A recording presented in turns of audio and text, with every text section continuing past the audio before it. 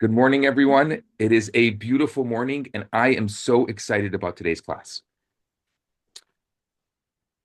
Today's class, I'm going to discuss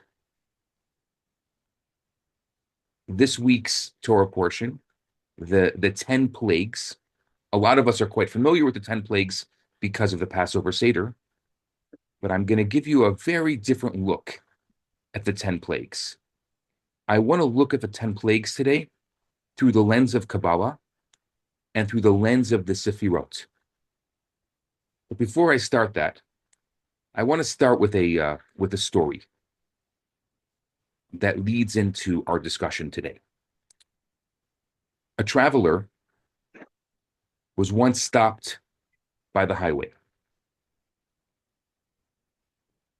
He was stopped on the highway by a robber who demanded his money back, pointed a gun to his head, and the traveler cries out, "Don't shoot.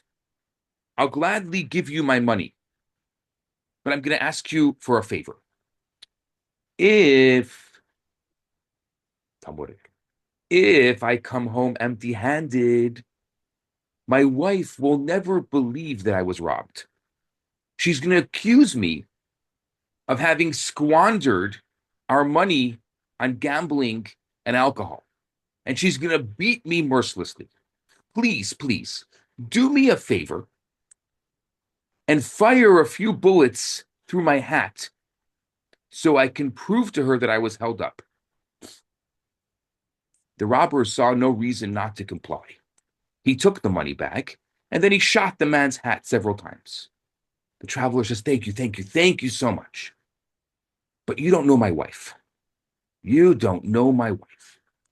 She's going to say that I punctured the hat, and these weren't bullet holes at all. And I'm making up the whole story. So please, take my coat and shoot a few bullets through my coat at close range, leaving a couple of powder marks. That's going to for sure convince her when she sees the gunpowder." Okay. The robber again complied. He shot through the coat several times. And when the traveler saw that the last pull of the trigger hit an empty chamber and that the bullets had all been used up, he pounced on the robber, knocked him to the ground, retrieved his money bag, and he fled.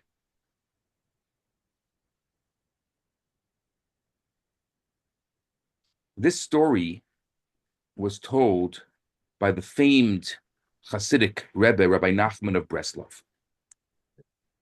And the lesson that I get and that Rabbi Nachman really brings out and conveys is the tragic pattern of many people's lives.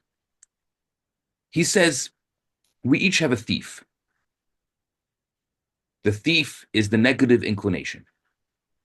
The negative inclination is lingering within us. And the thief is continuously wishing to rob us of our inner goodness, of our innocence. Many of us discover the willingness and the power to battle our thief only after he has fired all of the bullets against us, only after allowing our unhealthy addictions, our unhealthy impulses to shoot their bullets and entirely consume our lives. When we realize that they are hollow, that they're empty, we're then in a position to subdue the thief and start the path of recovery. The 10 famous plagues, they're recorded. 7 of them are recorded in this week's Torah portion, and the other 3 are going to be recorded in next week's Torah portion. These plagues, for so many of us, have become elementary because we try to explain them to the kids, or the kids learn them in Hebrew school. And so as a result, we never really look into them. and see what's really going on. We never had an adult conversation about these plagues. So in Kabbalah, we don't view these plagues as just a set of supernatural occurrences that wrecked the Egyptian empire some 3,300 years ago. We see the Torah as a blueprint for life, a, a manual for development of the human race, not just a record of ancient tales. And so the episodes recorded in the Torah represent timeless. They represent spiritual tales occurring continuously in the heart of each and every one of us. And so what I want to do today, as you know so well that I like to do, is I want to turn the 10 plagues on their head, and I want to see how can we apply the remote story of the 10 plagues to our personal lives. And I dedicate this class to the wonderful group that is on this amazing journey with me through the Kabbalah of wellness. And I encourage you to join as well. Kabbalah teaches that every human soul is comprised of 10 building blocks, 10 characteristics that make up its inner personality. The first three form the unconscious identity of the soul, the cognitive powers of the soul, and the other seven constitute the emotional persona of the soul. These 10 characteristics we've spoken about in this class before. They're known as the 10 sefirot, the 10 lights, or 10 points of energy. Now, each of us was given a choice in life. And the choice is we may either refine and repair these 10 attributes so that they express our divine inner light, or we could pervert and corrupt these very attributes by using them in unhealthy and in immoral ways. Ancient Egypt, with its demonic program of systematically eliminating an entire people, the Hebrews, from the face of the earth, they chose to embark on a perverted, corrupted version of these very attributes. The original Egyptian nation perverted all 10 attributes of its soul. The negative energy engendered by the perversion of so many human spirits returns back to Egypt in the form of the 10 plagues that befell the country, according to Kabbalah. Now, in our personal lives, Egypt represents a state of psychological dysfunction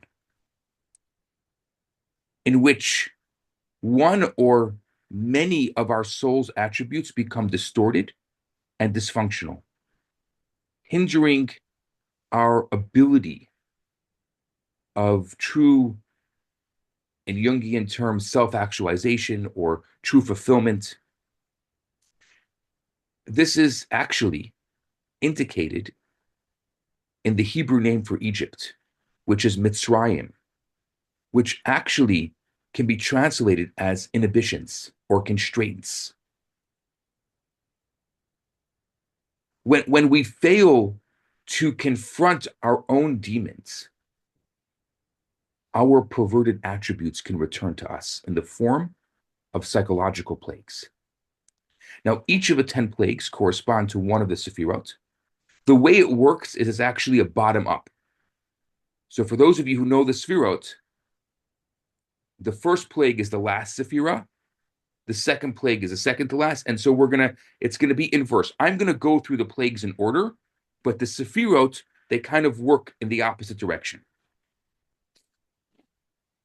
So the first plague is the plague of blood.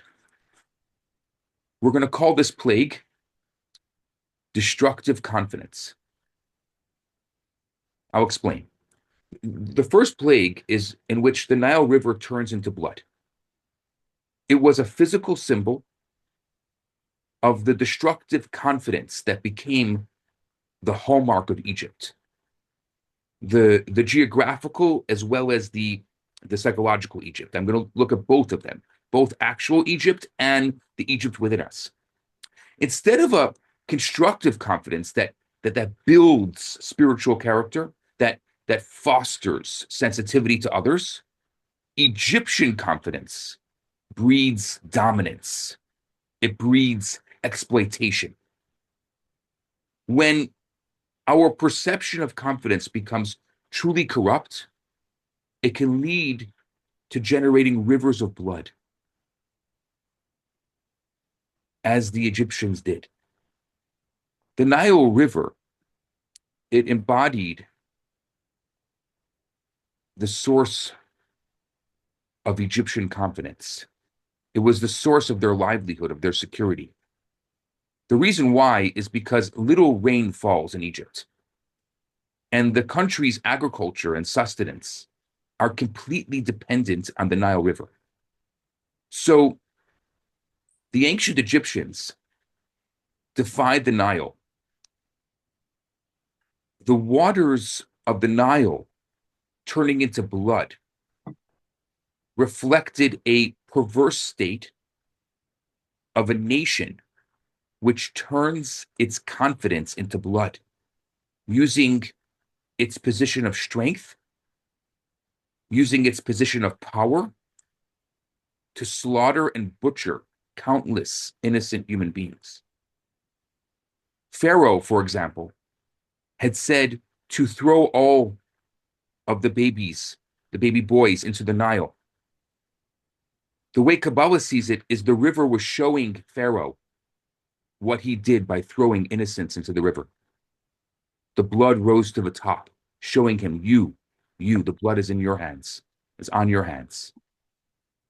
And so often we can have a confidence. It could be a real confidence, or it could be a corrupted confidence. Plague 2, cold intimacy, frogs. Cold intimacy. So the second plague was the one of which swarms of frogs inundated Egypt. And what this symbolizes is the cold and dispassionate intimacy characterizing a person living in a psychological Egypt. Frogs are cold-blooded, amphibious creatures. They hatch in cold climates. Female frogs usually deposit their eggs into the water, where they hatch into tadpoles. Land-living frogs deposit their eggs in cold and moist holes. And due to this, and the fact that eggs deposited in this fashion receive no parental protection, in Kabbalah, frogs came to reflect an emotional state of apathy, of detachment, and coldness. And this condition, it robs a human being of the ability to experience genuine emotional intimacy with another person, with a partner, with a child, even a friend. The frog, as we now present it, the frog personality is the person who, when they're asked, what's the difference between ignorance and apathy, they say, I don't know and I don't care. That's the frog personality.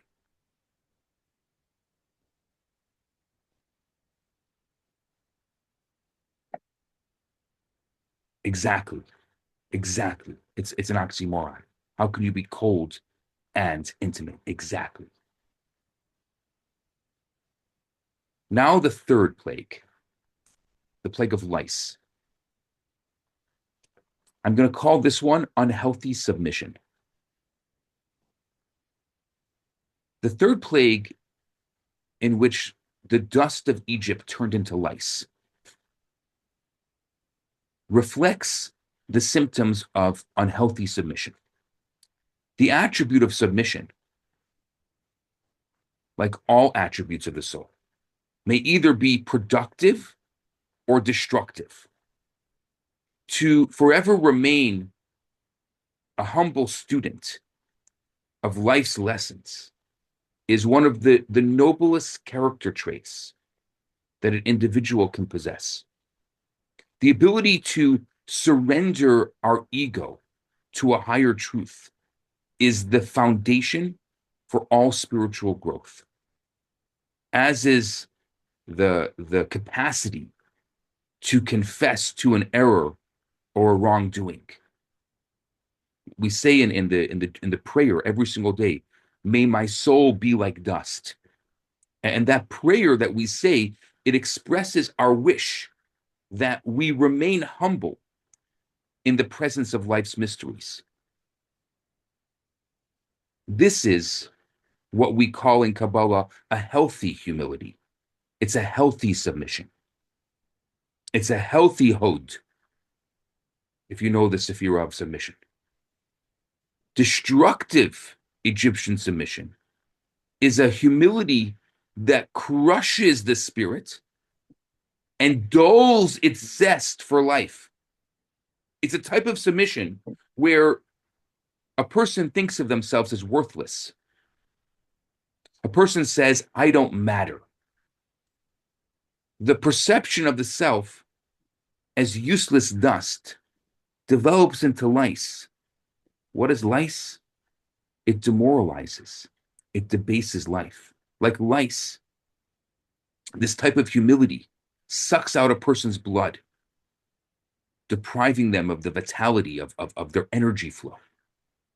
The holy Rabbi Aaron of Karlin, he would put it like this. He said, depression is not a sin, yet what depression does, no sin can do. Depression is not a sin, yet what depression does, no sin can do.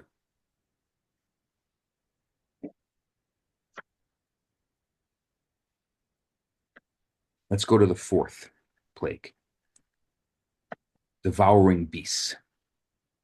I'm going to call this one wild ambition. The fourth plague, in which a swarm of devouring beasts attack Egypt, is the physical symbol of unhealthy ambition. Ambition is one of the greatest gifts in life. It's the engine that drives us to achieve greatness, to make a difference in the world. Yet, if we don't refine this character trait, our ambitions can turn us into devouring beasts that crush, that destroy the people we perceive standing in the way, fulfilling our goals. That's wild ambition.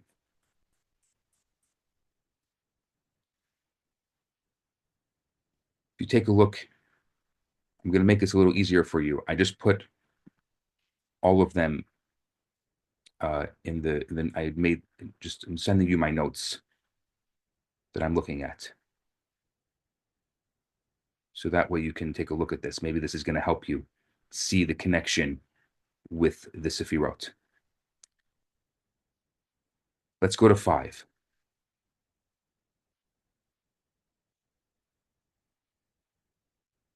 The epidemic. The pandemic. I'm going to call that sly compassion. The fifth plague was when an epidemic annihilated all of Egypt's cattle. It served as the physical embodiment of the attribute of sly compassion. which, like an epidemic, harms people silently and inconspicuously.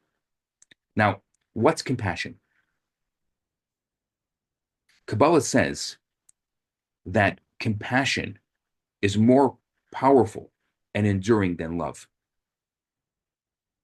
And the reason why is because love usually overlooks the flaws of a beloved.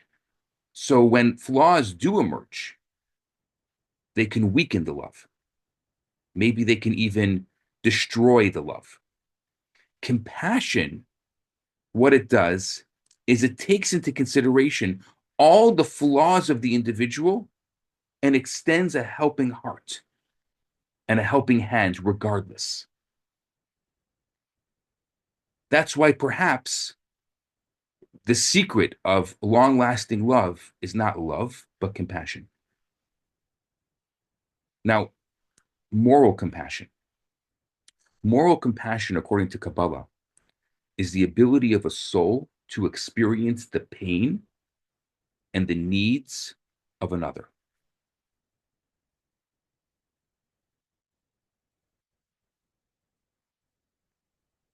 Egyptian compassion is sly, it's shrewd, it's deceitful, where the seducing quality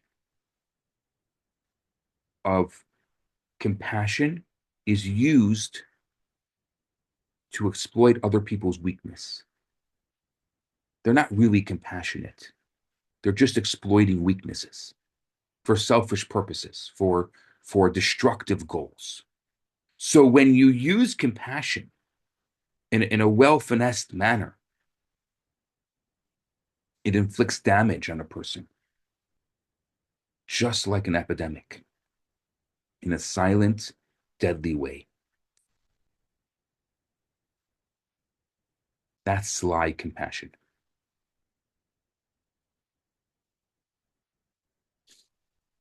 Let's go to the sixth plague. The sixth plague of boils. I'm going to call this brutal rejection. So, what's the sixth plague? Embers from a hot furnace were hurled over the land, developing into boils on the skin of the Egyptian population. It's a physical symbol of cruel rejection. Now, in Kabbalah, fire embodies the soul's capacity to reject. Just like fire, an act or a word of rejection can scorch and even demolish the one who's rejected.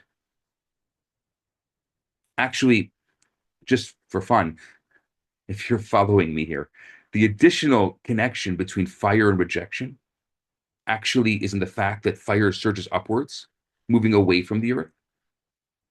And rejection also constitutes an act of traveling inward and upward into one's own world, removing ourselves from the people and the events around. So a healthy soul needs to know how to reject just as much as how to embrace. And we're often called upon to refuse a destructive urge, to sever an unhealthy relationship, to say no to a spoiled child or an unethical business offer. This is healthy fire. Yes, this association is a form of rejection. This is a healthy fire.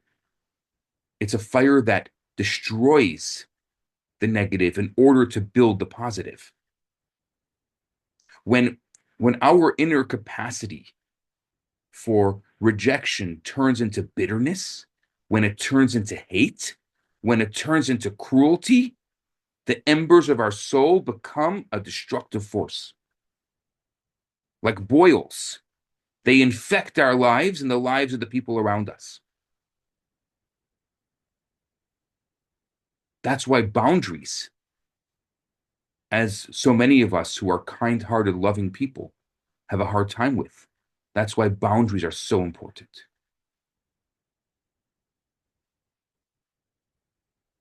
That's why gvura is so important.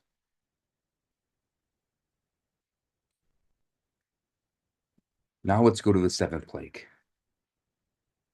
I'm going to call this one, I know what you're thinking. What is he going to do for chesed? I'm going to call this one frozen love. The seventh plague, what happens? It produces a destroying hail that descends on Egypt. This is symbolic of selfish love. You see, if fire symbolizes rejection, then water naturally descending from a higher plane to a lower plane embodies the quality of generosity, of loving kindness. In Kabbalah, the flow of love is compared to the flow of water, irrigating and nourishing the human soul with its refreshing vibrancy. Yet, an individual who finds themselves in this Egyptian slavery, in Egyptian bondage, knows only an icy love, hail. A love that is based entirely on self-seeking motives, on self-centered considerations. This person's rain-like flow of love becomes cold and frozen like hail. And so this frozen love can harm loved ones instead of nurturing them.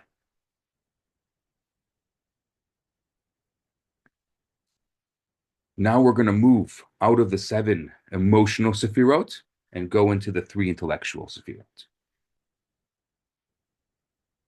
From the heart to the mind.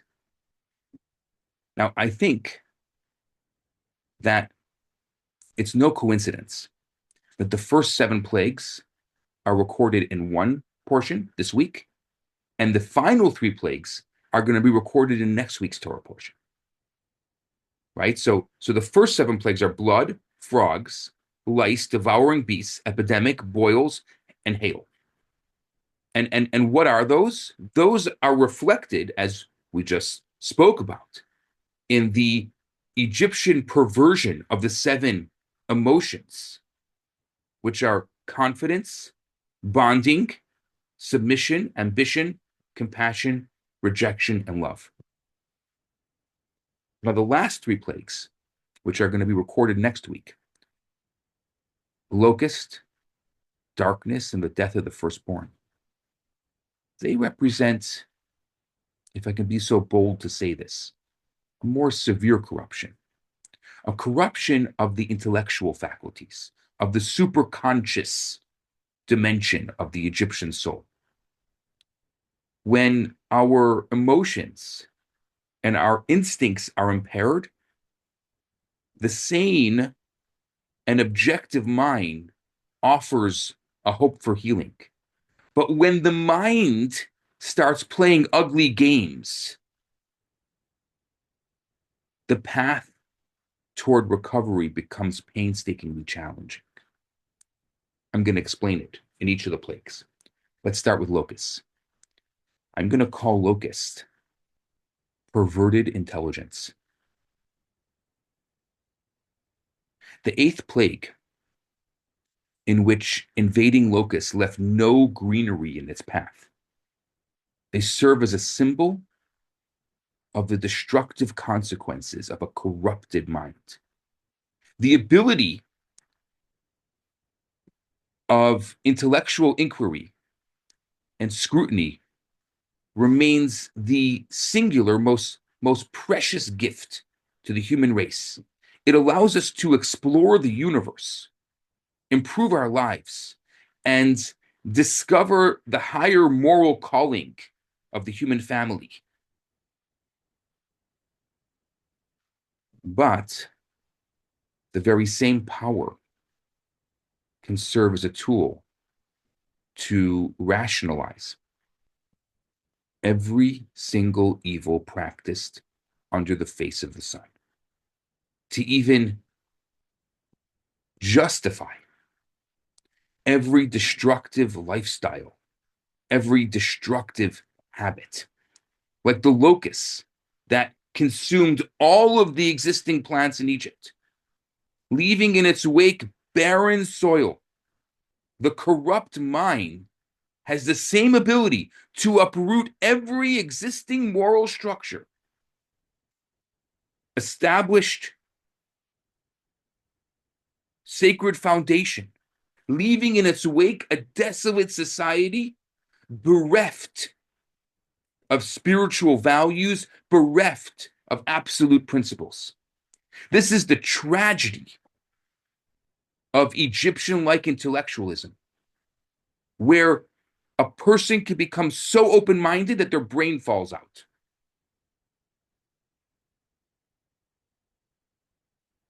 And so I call the locusts perverted intelligence. Now, the ninth plague.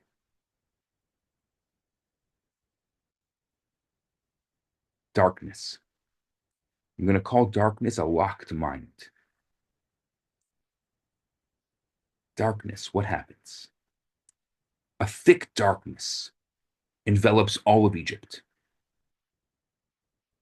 This reflects the inability of the inhibited Egyptian soul to actualize its faculty of corruption.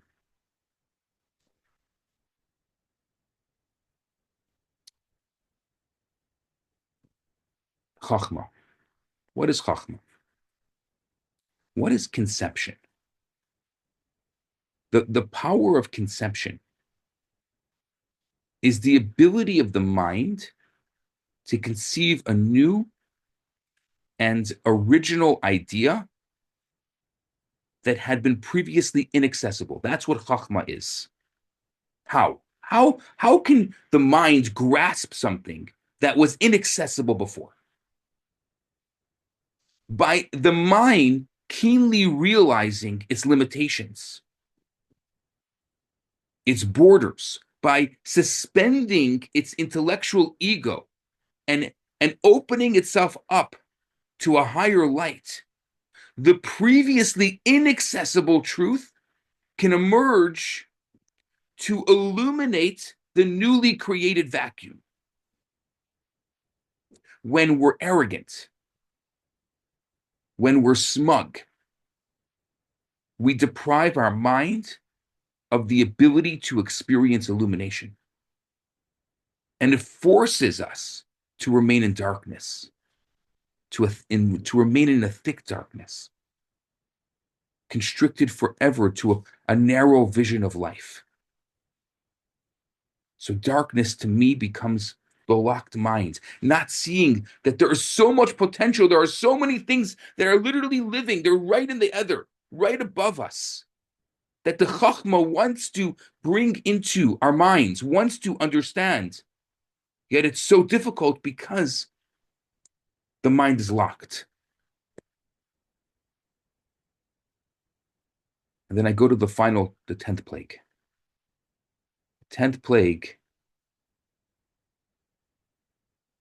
Ketzer, which we don't speak about enough. But I want to speak about it here. The death of the firstborn. I'm going to call it the death of identity. The 10th and final plague, the death of every firstborn in Egypt. It was the most devastating of all. It reflected the fact that the Egyptian abuse of the soul did not only affect its conscious faculties, but went on to distort and destroy its superconscious as well. So in Kabbalah, the firstborn is symbolic of the first formed instincts and motives of the soul that lie beneath the surface of the conscious self. That dimension of the personality is naturally more difficult to violate because it's hidden and it's inaccessible. But a lifestyle of ongoing addiction, of ongoing abuse, is ultimately going to bring about the death of the firstborn, the death of the superconscious elements of the soul.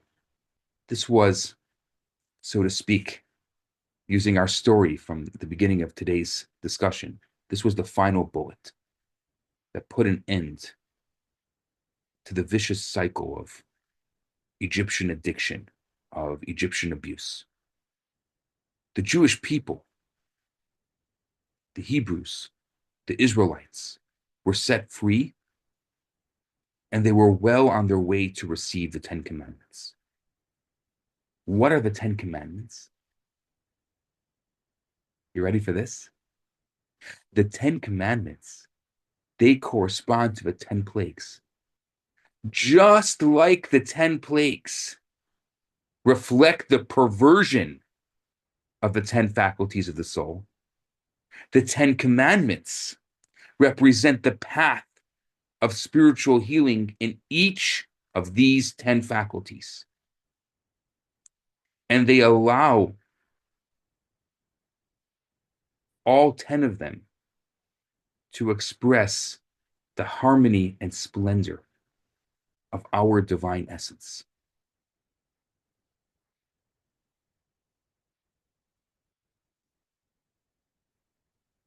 So the same way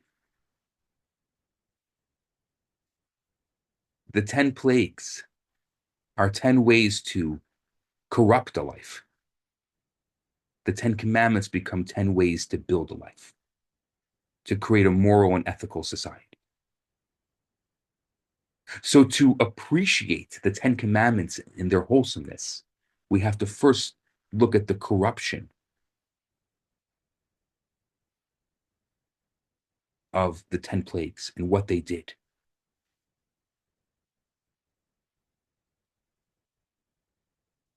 I hope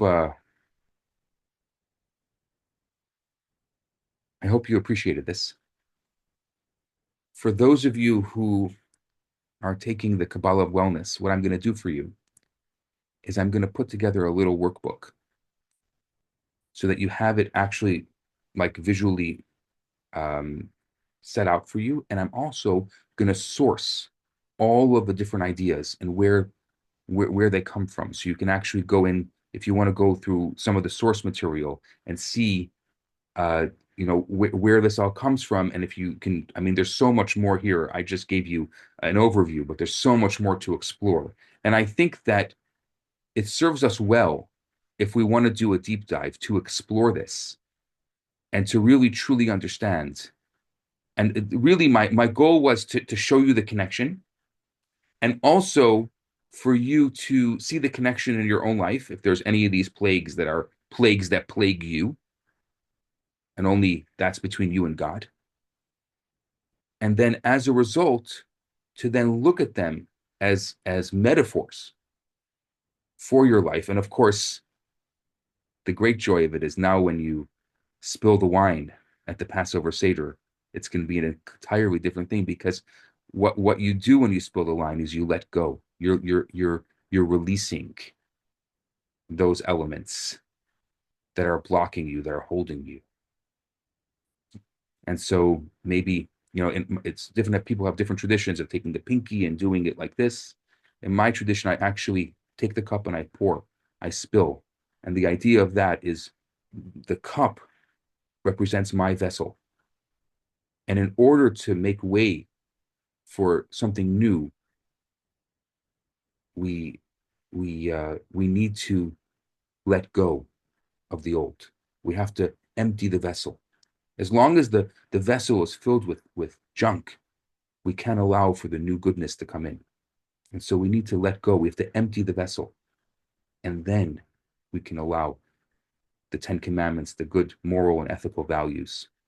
And I think in our world that's become ever increasingly dark, this is more important than ever. And it's my honor to be able to spend this time with you today and to talk about it. My blessing to you is that these ideas that right now perhaps are living in the world of Keter, or maybe hopefully in the world of Chachma, that they should become, even one of them should become internalized, should become part of your heart and your mind. And as a result, make you a better person. And because of you, make the people you love better. And because of the people you love, make the world better. Shabbat Shalom.